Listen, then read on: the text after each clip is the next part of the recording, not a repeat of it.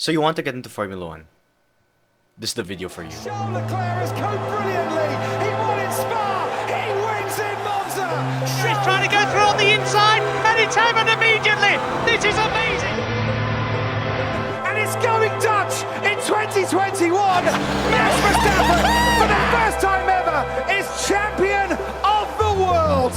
In the 1920s and 30s, the European motor racing scene was unorganized and the Wild West. The first races were held on the streets of the world. But then, something new came around. Specially designed stretches of road made specifically for determining the fastest driver. In 1924, we saw the advent of a new kind of racing, Grand Prix circuit racing. The 1950s was when most of the established names of F1 cemented themselves into history books. Teams you may recognize such as Ferrari and Alfa Romeo, drivers like Stirling Moss, and one of the greatest racing drivers ever.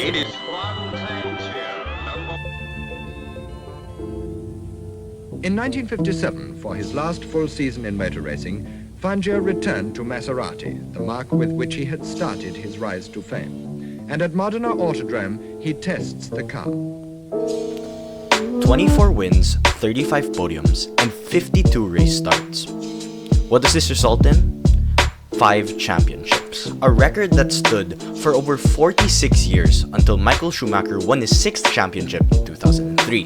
Fangio is regarded as one of the first dominant drivers and most notable names in the history of Formula One.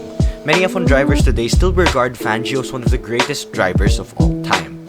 But after this, the dawn of a new era was peering over Formula One. In 1957, the Cooper team made a monumental discovery.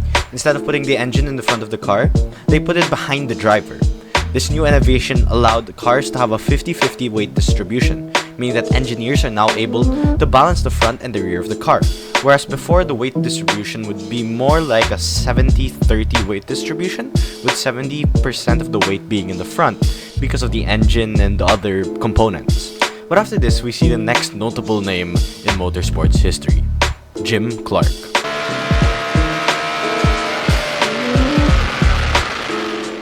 So after I just dropped that history lesson on you, let me explain to you how F1 racing actually works. A Grand Prix weekend is comprised of 3 different events: practice, qualifying, and the race itself.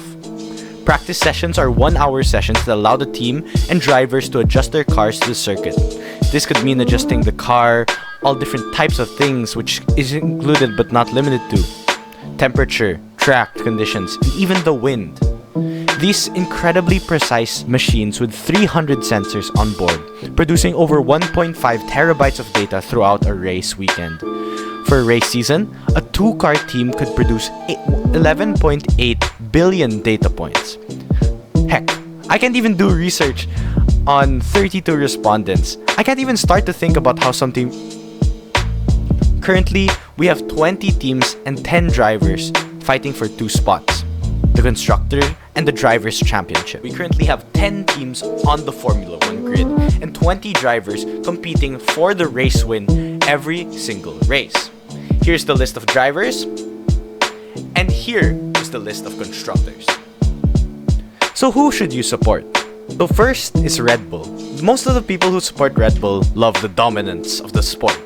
Max Verstappen is one of the most dominant drivers in history, and thus a lot of people are attracted to this. Ferrari are the oldest team on the Formula One grid and have the longest and most amount of wins in Formula One.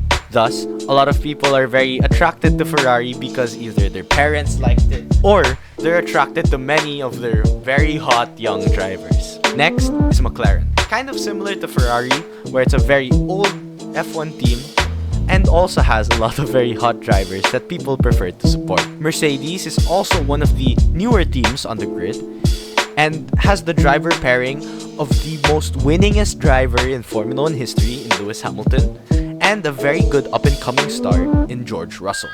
Next is Aston Martin. Aston Martin has the driver pairing of a pay driver in Lance Stroll and an incredibly seasoned Formula One driver in Fernando Alonso.